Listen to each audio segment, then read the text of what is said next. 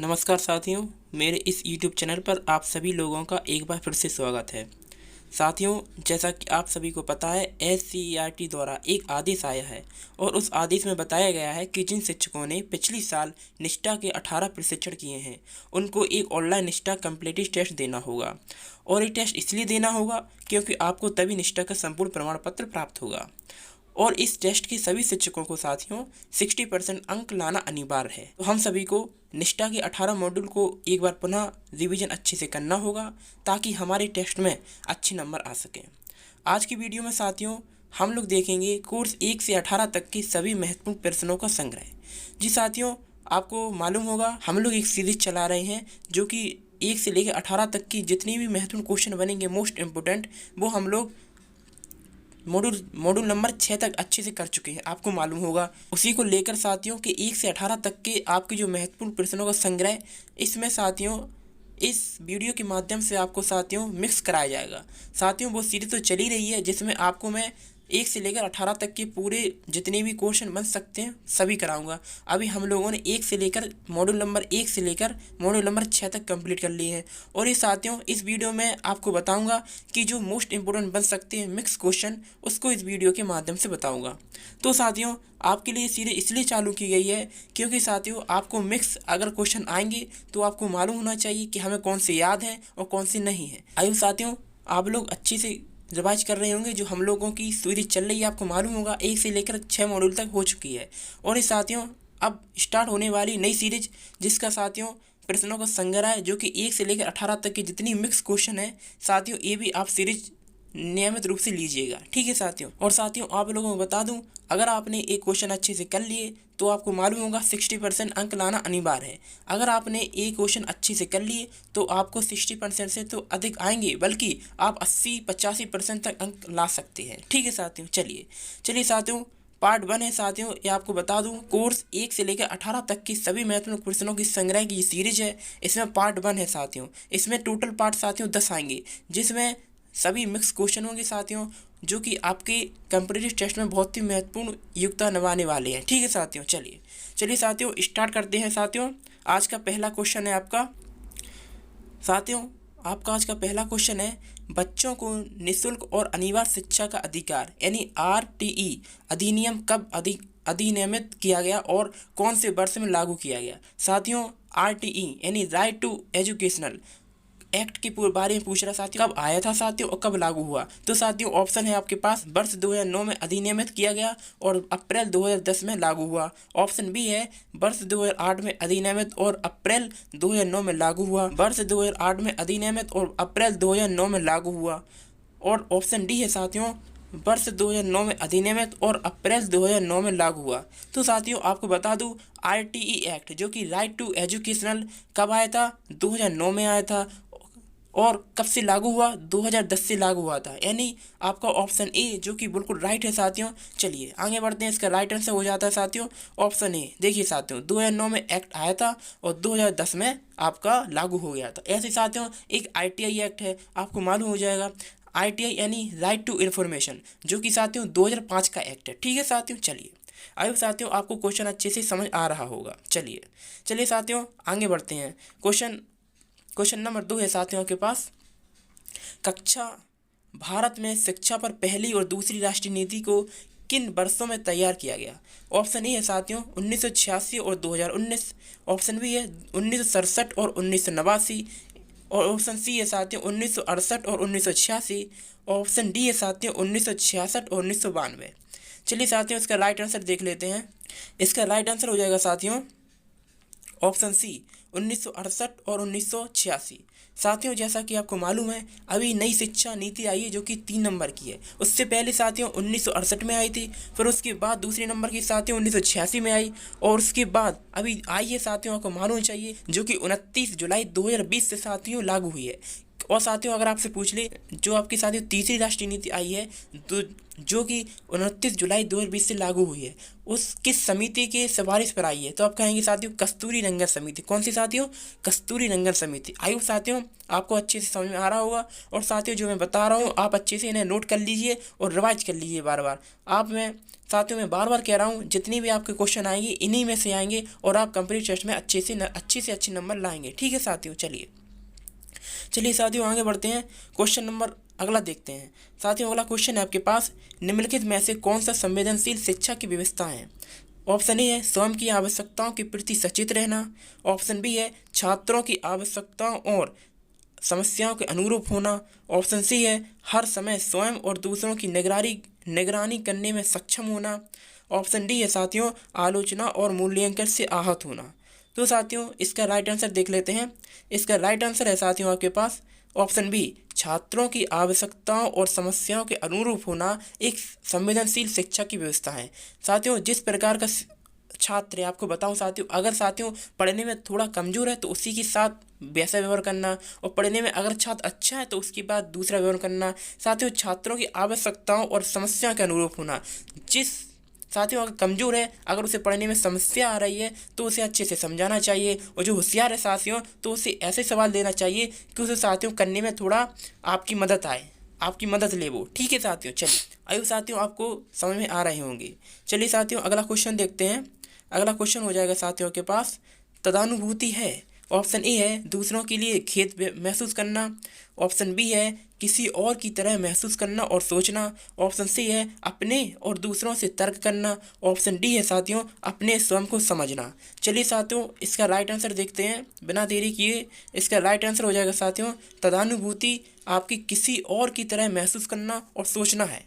ठीक है साथियों, चलिए साथियों अगला देखते हैं। अगला क्वेश्चन हो जाएगा आपका, अगला क्वेश्चन है साथियों, क्या यह कथन सही है राजनीति में सत्ता और अधिकार के पदों को संभालने में पुरुषों की तुलना में महिलाएं कम सक्षम हैं? साथियों ऑप्शन है आपके पास, हाँ महिलाओं को जैविक रूप से कमजोर यौन यानी सेक्स माना जाता है। हाँ ऑप्शन बी है हाँ भी भावनात्मक रूप से कमजोर हैं और निर्णय लेने में सक्षम नहीं है। ऑप्शन सी है साथियों नहीं वे सत्ता और अधिकार के पदों को संभालने में पुरुषों की तरह ही सक्षम है।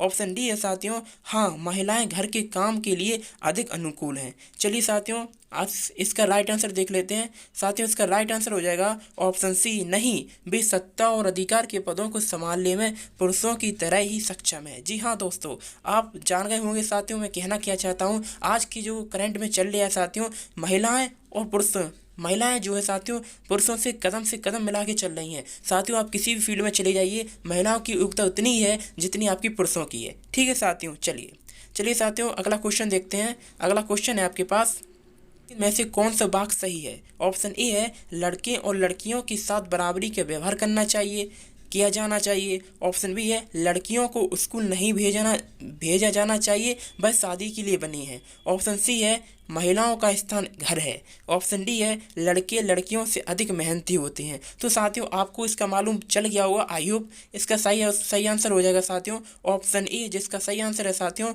लड़के और लड़कियों के साथ बराबरी का व्यवहार किया जाना चाहिए हर फील्ड में। साथियों आजकल होता क्या है कि लड़की को थोड़ी कम मान्यता दी जाती है और लड़कों को ज़्यादा मान्यता दी जाती है। नहीं साथियों, ये नहीं होना चाहिए। हमेशा हर फील्ड में लड़की और लड़कों के साथियों हमेशा समान व्यवहार करना चाहिए। ठीक साथियों, आई होप साथियों आप समझ रहे होंगे। चलिए साथियों अगला क्वेश्चन देखते हैं। अगला क्वेश्चन है साथियों आपको क्लियर कर दूं, ये हमारी साथियों मिक्स क्विज चल रही है और हम लोग विस्तार से ये मॉड्यूल नंबर 1 से मॉड्यूल नंबर 6 तक अपने विस्तार से हम लोग कर चुके हैं। अगर आपने नहीं देखा है तो इसकी साथियों डिस्क्रिप्शन में उनकी लिंक दी गई है, वहाँ से जाकर आप मॉड्यूल नंबर 1 से लेकर 6 तक अच्छे से देख सकते हैं। और आगे भी साथियों डेली हम लोग मॉड्यूल नंबर 18 तक करेंगे। ये साथियों सीरीज इसलिए लाया हूँ क्योंकि आप वो विस्तार से कर रहे होंगे और जी भी साथियों आपकी अगर प्रैक्टिस हो जाएगी अच्छी इन क्वेश्चनों की तो आप कॉम्पिटिटिव स्टेट में अच्छे से अच्छे नंबर ला सकते हैं। आई होप साथियों आप समझ गए होंगे।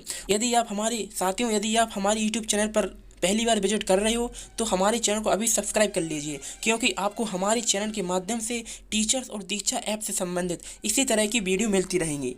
ठीक है साथियों, और साथियों अगर आप हमारी शिक्षा व्हाट्सएप ग्रुप से ज्वाइन होना चाहते हैं तो उसका लिंक वीडियो के डिस्क्रिप्शन में है, डिस्क्रिप्शन बॉक्स में है। वहाँ से जाकर आप उस लिंक पर क्लिक करोगे तो आप शिक्षा व्हाट्सएप ग्रुप से ज्वाइन हो जाओगे। और साथियों उसकी PDF भी आपकी डिस्क्रिप्शन बॉक्स में डाली गई है, जहां से आप अपने इसकी साथियों PDF डाउनलोड कर सकते हैं। आई होप साथियों क्लियर हो चुका होगा।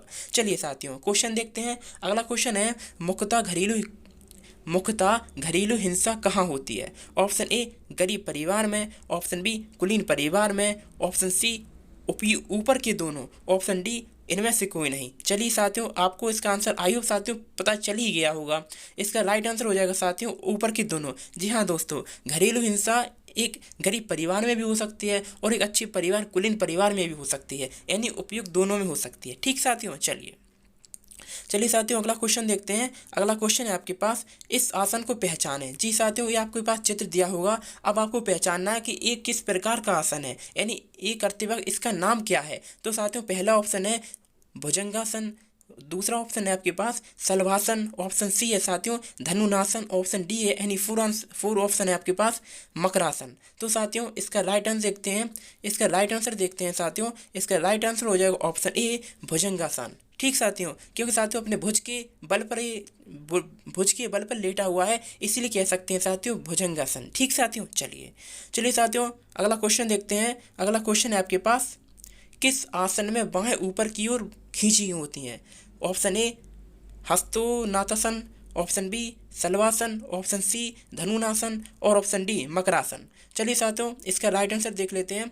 इसका राइट आंसर हो जाएगा हस्तोनातासन। ठीक साथियों, चलिए साथियों बिना देरी किए आपका वक्त कम से कम ले, इसलिए साथियों जल्दी से इसको अच्छे से कर लेते हैं। अगला क्वेश्चन है आपके पास, संतुलित आहार से क्या तात्पर्य है? ऑप्शन ए उचित अनुपात में प्रोटीन, कार्बोहाइड्रेट, वसा, विटामिन का समावेश, ऑप्शन बी वसा और कार्बोहाइड्रेट का समावेश, ऑप्शन सी विटामिन और खनिज, ऑप्शन डी वसा और कार्बोहाइड्रेट। चलिए साथियों इसका राइट आंसर हो जाएगा ऑप्शन ए, जो कि आपका उचित अनुपात में प्रोटीन, कार्बोहाइड्रेट, वसा, विटामिन का समावेश ही संतुलित आहार का तात्पर्य है। ठीक साथियों, चलिए साथियों अगला क्वेश्चन देखते हैं। अगला क्वेश्चन है साथियों आपके पास, स्कूल सुरक्षा और स्वच्छता में क्या नहीं आता है?